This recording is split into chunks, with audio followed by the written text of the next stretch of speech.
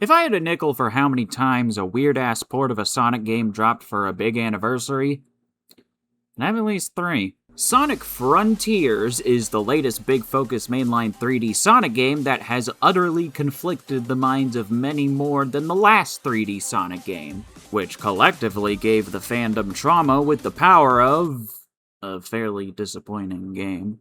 Yeah, when other franchises get a mediocre game, they shrug it off and hope better for next time.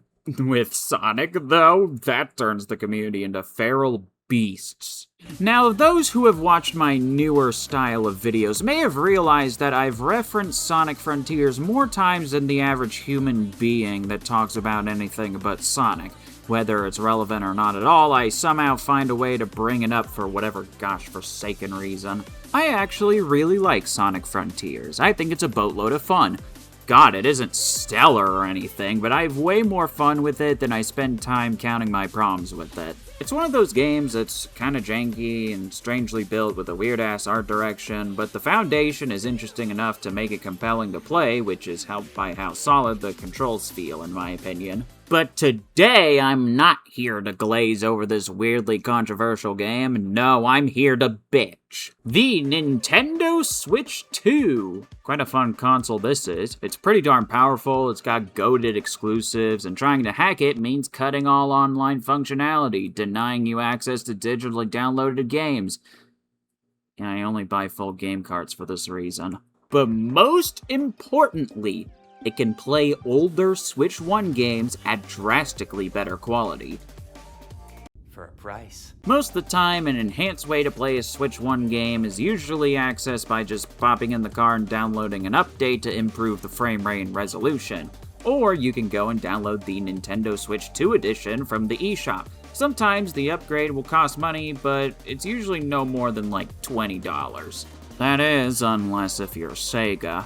Sega's actually made quite a number of Switch 2 ports already, and the frustrating thing is that they didn't learn how to develop Switch 2 editions, so if you already had the Switch 1 version of these games, you'd have to buy them again for full price. It was awful, horribly anti-consumer, and insanely money-hungry. But you could make the argument that they were trying to figure things out with this new system. In September, they ended up making a proper Switch 2 edition of Sonic Racing Cross Worlds as a $10 upgrade. They likely did this since it was the most recent Sonic franchise title that they wanted to push sales of. However, while we got solid ports of Sonic X Shadow Generations and Sonic Racing Cross Worlds, those aren't necessarily the games that needed porting the most. I think that most of us can universally agree that by far the Sonic game that needed an enhanced port on the Switch 2 the most by a country mile was Sonic Frontiers. This game, as playable as you may think it is a complete tragedy on Switch 1. Things are fine in the linear cyberspace levels, but the open zone has some of the worst pop-in I've ever seen in a video game. The foliage is at an all-time low, and the frame rate could dip into the tens when an onslaught of platforms appear on screen. Playing it on Switch 2 did fix the lag, but the graphics still look noticeably worse than every other platform, which depending on who you are is not a very high bar. And then suddenly, on Sonic's 35th birthday, Sega fully unveiled Sonic Frontiers Definitive Edition on Nintendo Switch 2! This version contains all the content added in post-launch updates, all the bonus DLC that was both paid and free, alongside having improved performance and graphics. Sweet deal! The grand kicker is that this optimized Switch 2 edition of the game was dropping today.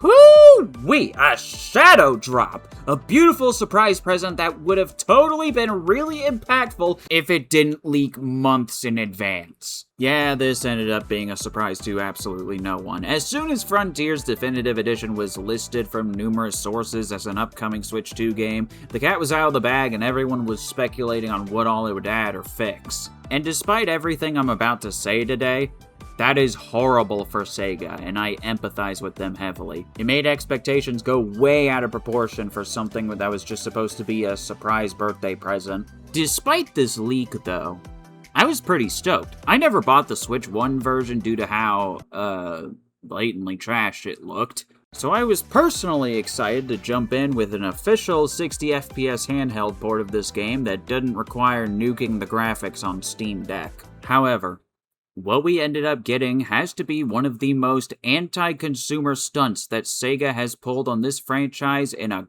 gosh darn minute. Nearly everything that could have gone wrong with this Switch 2 version went wrong in some way. It feels like a slap in the face to not only Sonic fans, but to those who were forced to play nothing but the Switch 1 version, and also a slap to those who own a Switch 2 altogether. The issues that this release has needs to be addressed, as Sega had absolutely no excuse to release this version the way that they did. Before I get into it fully, I want to immediately say that I got a sick feeling when I bought the game on the eShop and the icon was just Sonic Frontiers, without a definitive edition in the logo, icon, or even the game's title screen.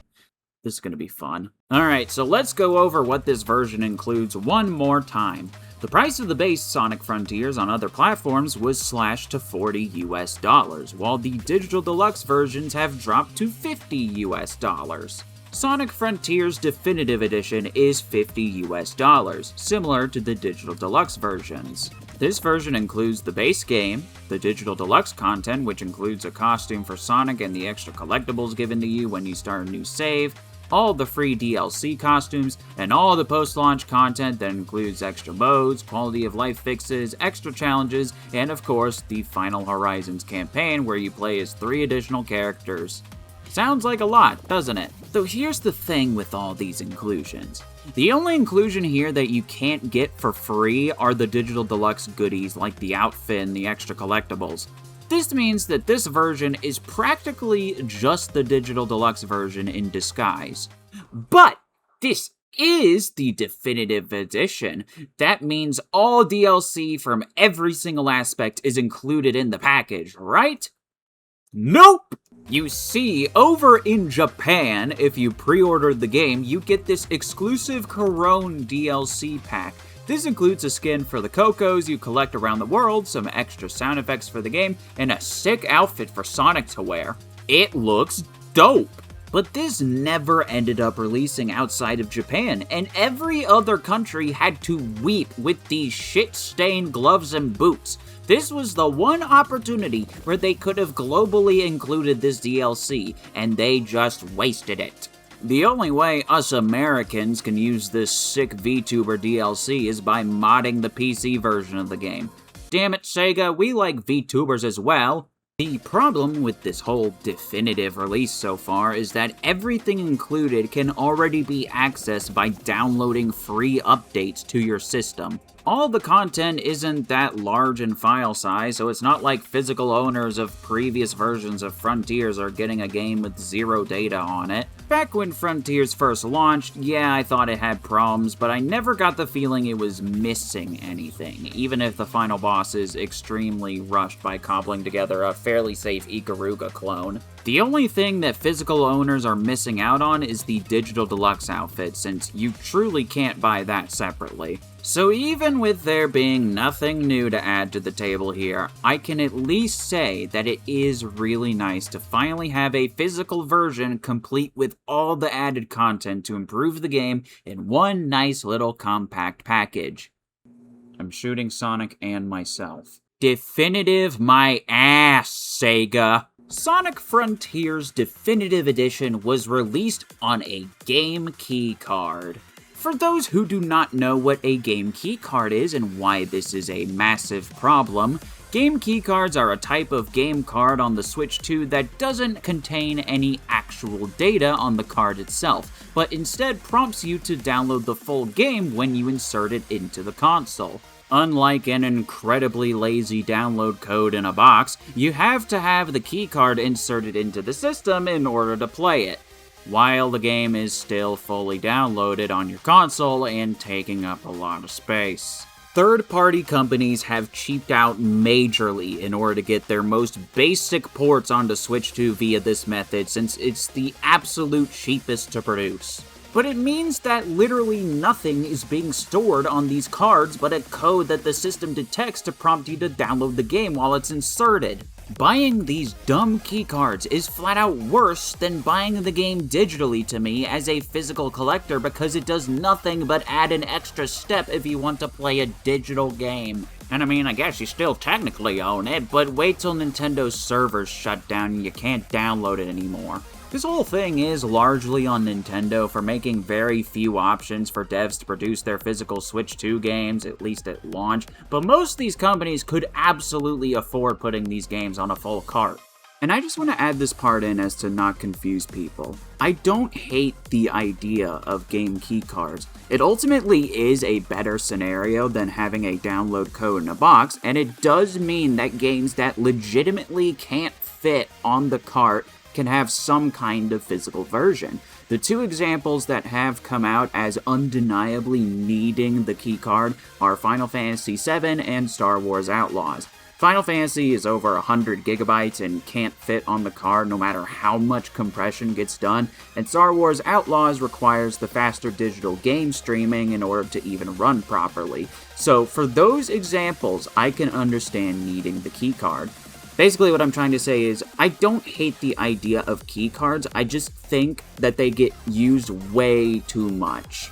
There's also been some posts recently of people trying to say that you don't need an internet connection to download these games because you can transfer data from a Switch 2 that already has the game downloaded to another Switch 2.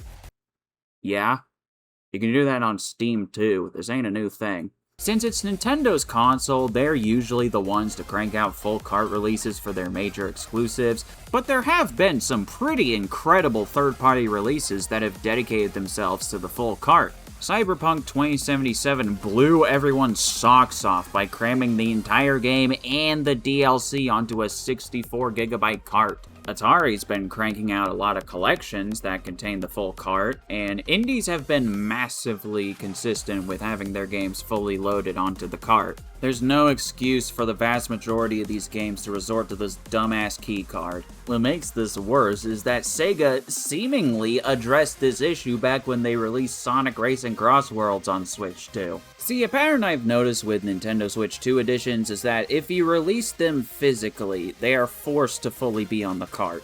This is because they have to be able to read on the Switch 1 if you want to go back and play the Switch 1 version, and the Switch 1 had no game keycards. They had people who were f***ing lazy. Sonic X Shadow Generations was a port that released as a standalone Switch 2 game. This meant there was no free upgrade path to the Switch 2 version for Switch 1 owners, and it also meant they didn't have to put the game on the cart. So they didn't. Not very many people bothered with it since most Nintendo owners already played it on Switch 1 and they didn't want to fork over full price just to play a better version on the same system. So Sega opted to delay Sonic Racing Cross Worlds on the Switch 2 until after the game's initial launch, and released it as a Nintendo Switch 2 edition. Owners of the Switch version could upgrade to it for $10, and when it released physically, hot damn, it was on the cartridge. It seemed they had learned their lesson from the port of Sonic X Shadow Generations.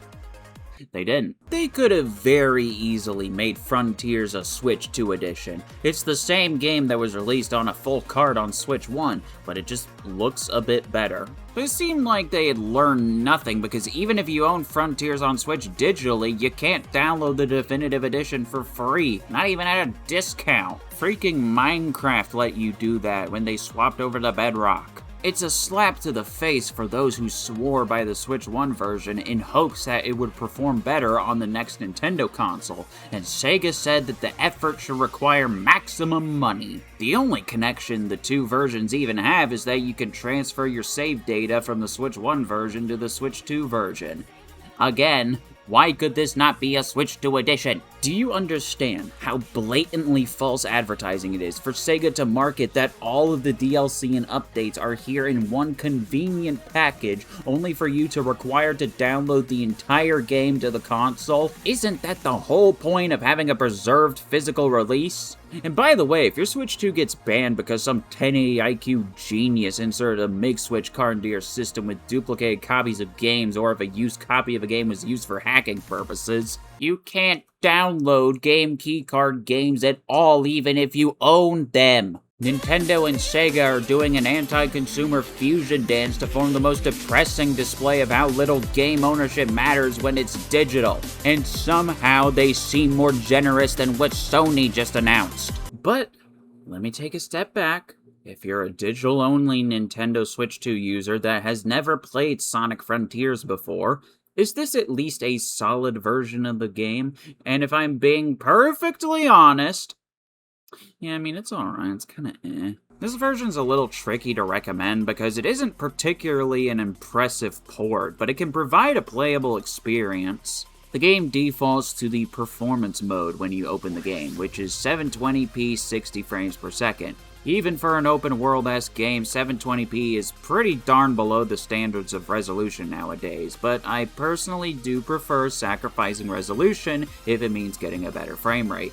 And Frontiers, I love ya, but you're unoptimized as shit. I've heard a lot of people say this looks utterly disgusting, and if you can't stand games that run below 1080p 60 frames per second, then you're likely just better off running this on PS5. But considering the PS4 and Xbox One versions never had a performance mode and this game is running on ever so slightly better hardware than those systems, I think it's decent.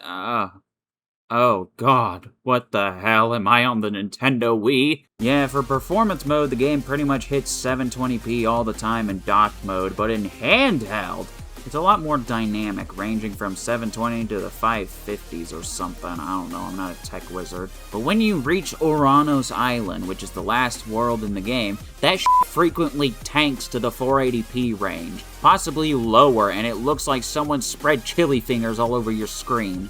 Tragically, it can't even fully hit 60 FPS 100% of the time. It's mostly stable in the first two worlds of the game, but once I hit this particular boss on Chaos Island and a ton of platforms started loading in, it tanks to the low 50s. And on Oranos, if you're in handheld mode, some of these big-ass contraptions may get the frame rate into the damn 40s. Wow, it's inconsistent. I still prefer playing in performance mode, but it's kinda gross how much need to be sacrificed just to get this game running at 60. Breath of the Wild and Tears of the Kingdom Switch 2 editions, this ain't. Though if resolution is more your speed, to be honest, y'all aren't really getting a solid end of the stick either because it's 1080p for docked and handheld. Yeah, this one's harder to swallow. I think a dynamic 1440p would be acceptable, but 1080 being the standard and locking to 30 FPS with uneven frame pacing is a pretty unpleasant experience. If you don't mind 720p, just play in performance mode and docked, which is just to say play it on PS5 if resolution is your worst nightmare for handheld games. I did run into a glitch I never ran into in the original though. Frontier's pretty jank, so I can't tell if this is a Switch exclusive bug or if that's just this game's coding being wobbly. Yeah, keep going up, Sonic. You'll find Wyvern eventually. Oh my god, he's still going. I think he's trying to find God at this point. Oh my god, he's flying sideways? What the heck? Oh, what? Did I die? Oh. I have to restart the whole challenge. But, speaking of issues, this version actually does solve a major issue that all the other releases had.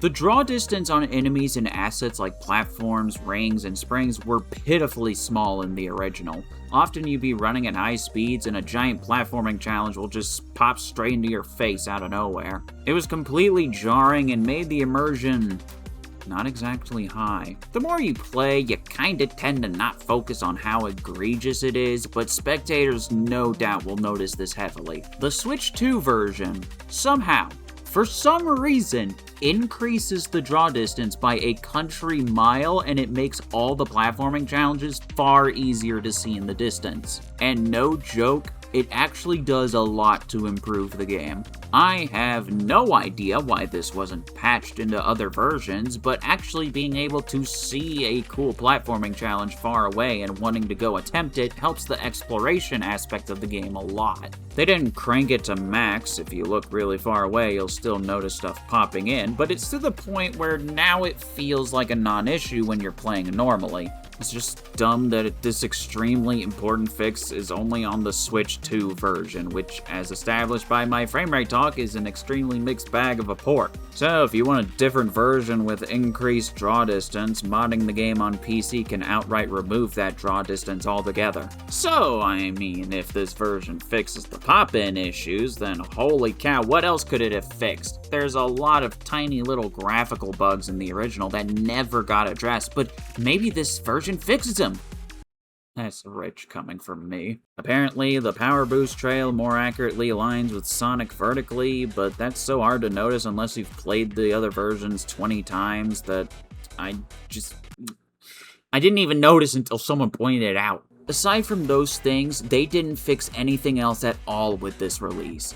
I definitely don't need speedrun strats fixed or anything, but there's some visual bugs that detracted quite a bit from the experience. One of the things I was desperately hoping they'd fix was an aesthetic inconsistency with the normal final boss, Supreme. When he hits second phase, he does this dope thing where he sprouts laser wings, and then his giant titan ass hovers into the air and it looks utterly majestic. But when it transitions back to gameplay, he just doesn't have them! How, aside from the thrusters on his back, is he flying? This always bothered me immensely, since the visual is so dang cool, and it could have enhanced the battle as the lasers do for Giganto and the donuts do for Wyvern, but it makes the fight look really flat. They didn't bother to fix this at all on Switch 2 when, like, okay, you can fix the pop-in, but not the wings on this boss? Yeah, sure, buddy. Pick your favorite Blizzard or Dairy Queen, why don't you, and leave the shitty ones for me. Then, for the other thing they didn't fix, we gotta transition over to the alternate campaign in Another Story, aka Final Horizon. This DLC, by the way. I'm glad it's free, and it does feel like a labor of love for Sonic Team to go back and make a finale that is 10 times more hype, but this DLC consists of horrible design decisions, wonky controls for at least 2 of the 3 other characters, dumb artificial difficulty in the combat trials, and okay, you know what? Climbing the 5 getting over it-esque towers is actually really fun, and the cyberspace stages here are legitimately awesome. However, my hot take is that I think the finale itself is worse than the base game's finale.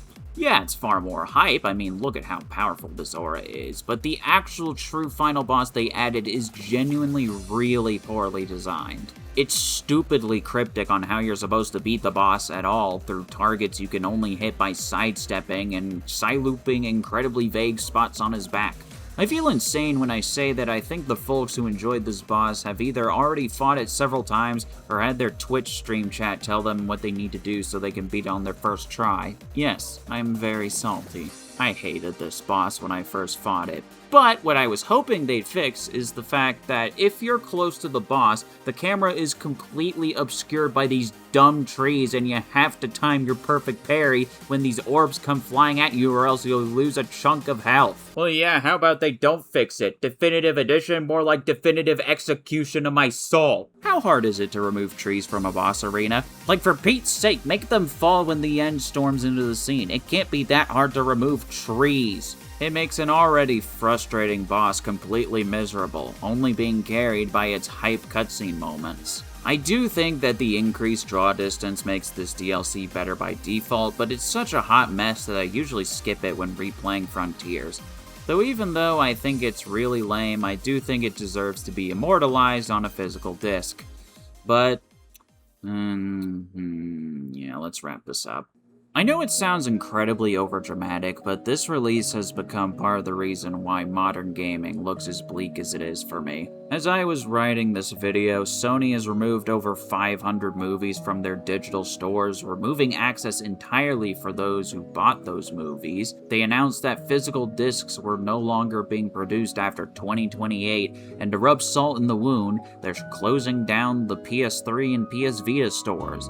Now, why am I talking about this in a video criticizing Sonic Frontiers Definitive Edition? Game ownership is becoming less and less of a thing as the days go by. You can store a whole library of games with discs and cards containing game data all for yourself that not a single company in the world can run up and touch. I went and bought a physical copy of Sonic Frontiers physically on my PS5 years ago, even though I already had it on PC, because I really liked the game and wanted a version of the game that was part of my home property. The sucky thing about this was that all the updates and DLC that enhanced the game were always a separate download, so while I'll always own base Sonic Frontiers, I can only rely on Sony's servers to give me the rest of the game. Sonic Frontiers Definitive Edition was the chance to iron that little concern out by legitimately including the entire year's worth of extra content and fixes along with a few new patches to a preserved cartridge.